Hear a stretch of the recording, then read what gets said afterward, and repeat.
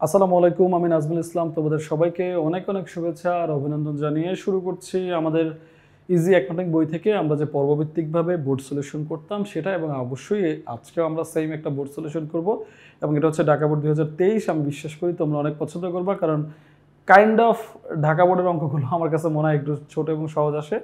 So তোমরা মনোযোগ দাও, আমরা এই অঙ্কটা খুব দ্রুত সলভ করে ফেলি, ঠিক আছে? আমরা এখন শুরু করতেছি ঢাকা বোর্ড 2023-এর অঙ্ক। আমার ভাইয়া বোনেরা আমার সাথে সবাই কনসেন্ট্রেশন দাও, আশা করি তোমরা সবাই এটাকে খুব ভালো করে শিখতে পারবা। অঙ্ক করার আগে যেমন আমি সবসময় বলি, সর্বপ্রথম হচ্ছে তোমার কি করতে হবে, কোশ্চেনগুলো পড়তে হবে। সর্বপ্রথম তোমার কোশ্চেন পড়তে হবে। তাহলে এখানে কি বলছে, কাপড় ব্যবসায়ী ঢাকাই বস্ত্রালয় হচ্ছে একটা প্রতিষ্ঠানের নাম, যেটা 2022 সালের অঙ্ক। উপযুক্ত তথ্য হতে ক্রয় সংক্রান্ত আনুষঙ্গিক খরচ, মানে ক্রয়ের সাথে যে ব্যয়গুলো, ক্রয়ের সাথে যে ব্যয়গুলো বাড়তি হয়েছে সেটা, অথবা প্রত্যক্ষ খরচ, তুমি এভাবেও বলতে পারো।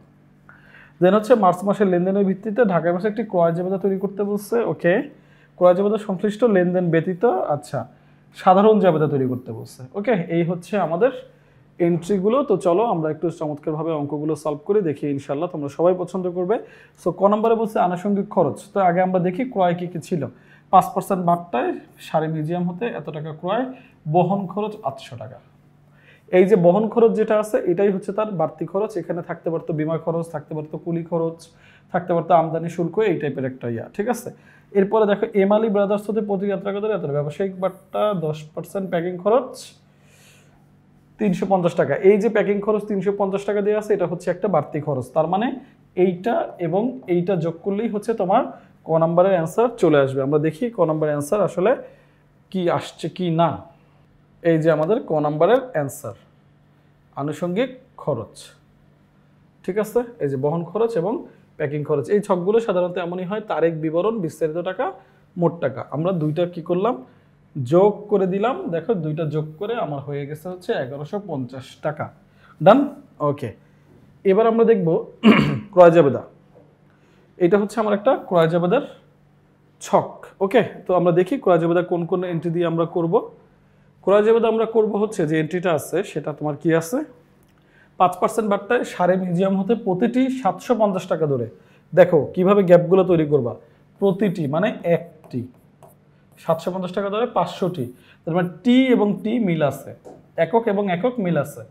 এটা হচ্ছে আমার বহন খরচ। কারবারি বাট্টা নাই, শর্ত আছে, চালানো আছে। তার মানে শাড়ি মিউজিয়াম শুধুমাত্র একটা প্রতিষ্ঠানের নাম, তার মানে এটা হচ্ছে ধারে।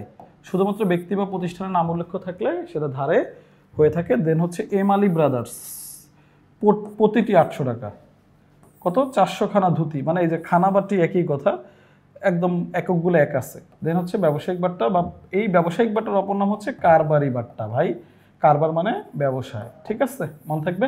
ডান। প্যাকিং খরচ হচ্ছে 350 টাকা। ওকে, আমরা এটার একটা ক্রয় জাবেদা শুরু করি, দেখি আমরা ক্রয় জাবেদাটা কিভাবে শুরু করি। ওকে, ক্রয় জাবেদা কে তৈরি করে? ক্রয় জাবেদা ক্রেতা তৈরি করে। ক্রয় জাবেদা কে তৈরি করে? ক্রয় জাবেদা ক্রেতা তৈরি করে। তাহলে এখানে ক্রেতাকে, এই যে ঢাকাই বস্ত্রালয় হচ্ছে এখানের ক্রেতা, এখানে ক্রেতাকে ঢাকাই বস্ত্রালয়, এখানে ক্রেতা হচ্ছে ঢাকাই বস্ত্রালয়। সে কি করছে, এই যে ক্রয় জাবেদা তৈরি করতেছে। এখানে হচ্ছে তারিখ, এইখানে ক্রেডিট হিসাব খাত, কারণ এগুলো আমার পাওনাদার। পাওনাদার যেহেতু ক্রেডিট হয় তাই ক্রেডিট হিসাব খাত দেয়া। শর্ত, চালান নম্বর, সূত্র, এই যে হচ্ছে আমার শর্ত। শর্ত কি, 2/10, মানে হচ্ছে 2/10, তার মানে হচ্ছে 10 দিনের মধ্যে দিলে 2% বাড়তি বাট্টা পাবে। এটা হচ্ছে নগদ বাট্টা। এটাকে কি বলে, নগদ বাট্টা। এটাকে কি বলে, নগদ বাট্টা। চালান নম্বর 101, সূত্র। আর এই যে আমাদের ক্রয় হিসাব ডেবিট, প্রদেয়, বা এটাকে তুমি পাওনাদারও লিখতে পারো, কোনো সমস্যা নাই। প্রদেয় বা পাওনাদার হিসাব ক্রেডিট। ওকে, এই হচ্ছে আমার ছক। তাহলে ছকের কয়টা ঘর, 1টা 2টা 3টা 4টা 5টা 6টা। তার মানে তারিখ, এটাকে মনে রাখবে এভাবে, ক্রয় জাবেদা বা ক্রয় ডেবিট, তার মানে এখানে হবে ক্রেডিট হিসাব খাত, শর্ত, চালান নম্বর, সূত্র, ক্রয় হিসাব ডেবিট, পাওনাদার হিসাব ক্রেডিট। শেষ। এবার আমরা টাকাগুলো কিভাবে এনে বসাইছি তোমরা একটু খেয়াল করো।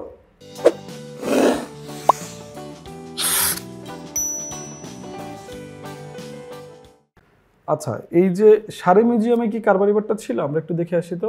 শাড়ি মিউজিয়ামে ওই যে 5% কারবারি বাট্টায়, তার মানে এখানে শুরুতে আমার কারবারি বাট্টা বলা ছিল। ওকে, ইজি। তাহলে আমরা আসি। দেখো শাড়ি মিউজিয়াম তো প্রথমে কি করলাম, ক্রয় করছি। কত করে ক্রয় করছি, 750 করে। কতগুলা, 500। একটু টাকা বের হয়েছে না এইটা, সেখান থেকে বাদ দিতে হবে কি আমার 5%। কোনটার 5%? এই যে 3,75,000-এর 5%, তাহলে এটা কত আসে 18,750। ডান।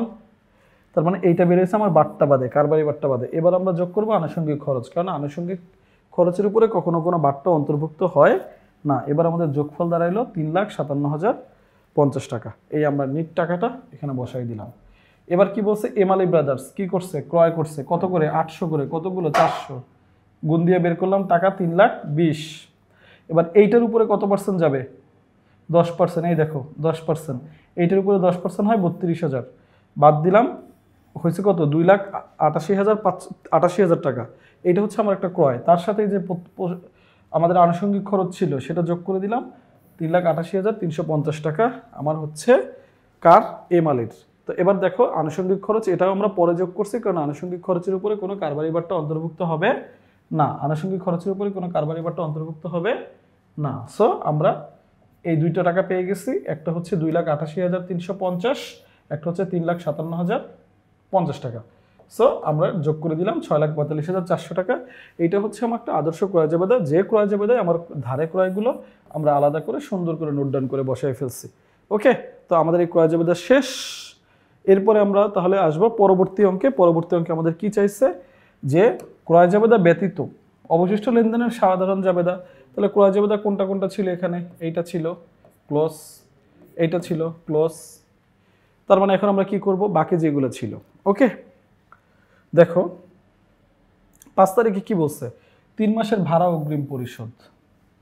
ভাড়া অগ্রিম, ব্যয় অগ্রিম। ভাড়া অগ্রিম মানে ব্যয় অগ্রিম, এখানে তো আয়ত্ত কিছু বলা নাই। ভাড়া অগ্রিম মানে ব্যয় অগ্রিম। ব্যয় অগ্রিম হলে হয় কি, ব্যয় অগ্রিম আমার জন্য কি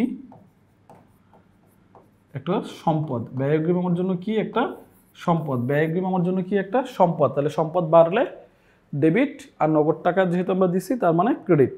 সম্পদ বাড়লে ডেবিট, তাহলে আমরা এখানে লিখবো হচ্ছে ভাড়া অগ্রিম।